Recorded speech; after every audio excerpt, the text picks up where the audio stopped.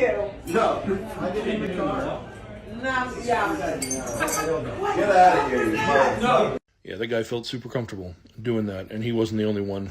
University of Wisconsin had this guy show up dressed like literally as Hitler. The Republican Party doesn't have much to say about the rise in anti-Semitism. That's probably because condemning all of that anti-Jewish rhetoric would really cut into their base. That certainly seems to be the case in Pennsylvania, where Republican candidate for governor Doug Mastriano has repeatedly refused to condemn anti-Semitism from his numerous anti-Jewish friends. And Mastriano's wife even scolded Jews recently for not loving Israel as much as she does. How do you respond to complaints within the Jewish community regarding comments that you made about your rival's Jewish school and previous associations you had with Gab, the social network? Yeah, so... Well, I would like to make a comment on that real quick. Thank you. I'm just going to say, as a family, we so much love Israel. In fact, I'm going to say we probably love Israel more than a lot of Jews do. I have to say that. Now, this isn't Mastriano's first dance with the anti-Semites. You may remember he made some unfortunate headlines after hiring a consultant, one Andrew Torba, better known as the proudly anti-Semitic Christian nationalist founder of the far-right social network Gab. After months of pressure, Mastriano eventually put some distance between his campaign and Torba, but he has never condemned Torba's beliefs, including that Jews shouldn't have the right to vote. That should tell you everything you need to know about Doug Mastriano, and a Republican Party that has rallied behind him as a modern-day folk hero. Yuck. And if Doug Mastriano is proud to stand behind his anti-Semitic pals, other leading Republicans are doing the same thing by refusing to condemn the clear rise in anti-Jewish harassment consuming this country. After right-wingers broadcast the phrase, "Kanye is right about the Jews," on buildings across Jacksonville, Florida, Governor Ron DeSantis said, well, nothing.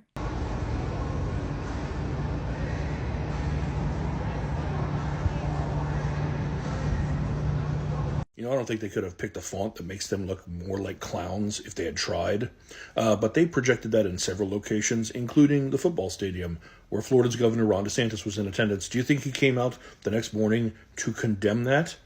This close to the midterms? Alienate voters? Are you crazy? Those who say the Republican Party isn't anti-Semitic are having an increasingly tough time proving that argument. This is, after all, the same party whose supporters set up a freedom fund for Timothy Hale Cusinelli, a January 6th insurrectionist famous for his Hitler mustache and love of all things Nazi. The leader of that Free the Nazi movement even got to speak at a Donald Trump rally in Pennsylvania. If the Republican Party isn't anti-Semitic, it's certainly the most comfortable home for anti-Semites to share their views without fear of being called out. And most Republicans are silent not because they necessarily agree, but because they know what happens to people who disagree with the far right, and what happens is becoming increasingly violent. Better, they reason, to just quietly consent to the march of madness. And things are going to get even worse. Elon Musk, a man who once compared Hitler favorably to Canadian Prime Minister Justin Trudeau, is now in charge of Twitter. He's fired the entire board of directors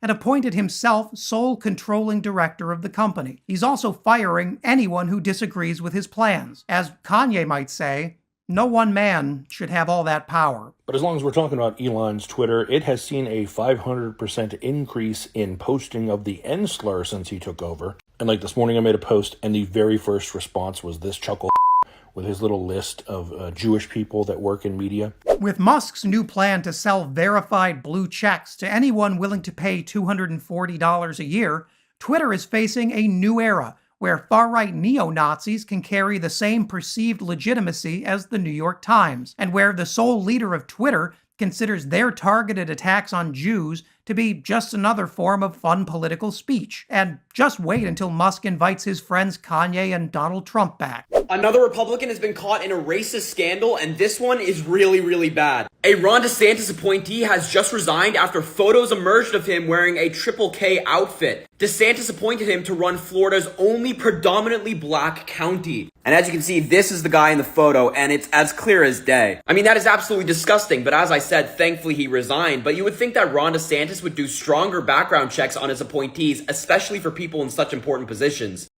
Dressing like a white supremacist? That's such an easy costume.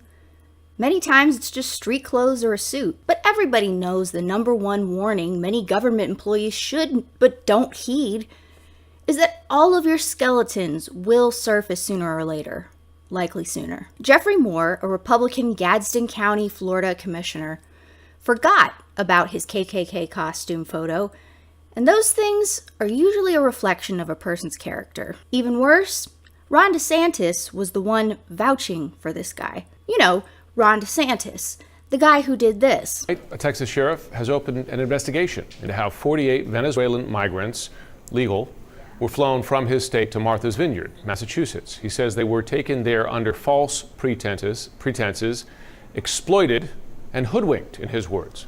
And now Florida Governor Ron DeSantis is defending the transport of those migrants after taking credit for the flights. And will not reveal documents related to the event in court. The Ron DeSantis who said this. It was the American Revolution that caused people to question slavery. No one had questioned it before we decided as Americans that we are endowed by our Creator with unalienable rights and that we are all created equal. Then that birthed abolition movements. So you can't teach history that's being used to pursue an ideological agenda. Who's endorsed 30 CRT-phobic anti-racism school board candidates for seats this year, who single-handedly redistricted Florida to gain a GOP 20-8 advantage, who on Fox News referred to his past gubernatorial opponent, Andrew Gillum, saying, "The last thing we need to do is monkey this up by trying to embrace a socialist agenda with huge tax increases and bankrupt the state." And finally, whose appointees green-lighted ex-felons to vote and then arrested them years later. That guy.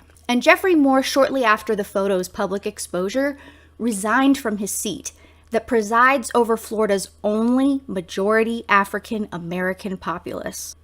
Come on, guys. Problem is, this is just another Tuesday in American politics.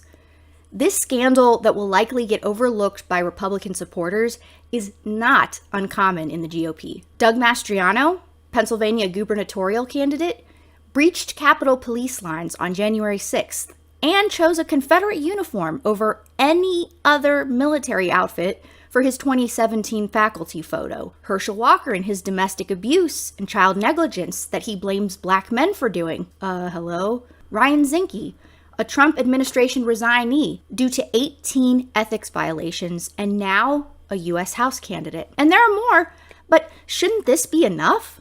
I swear the next time Republicans call out any non-Republican for a scandal, have a list ready of all the jerk-offs they let slide into power. Stick it to the Let's Go Brandons.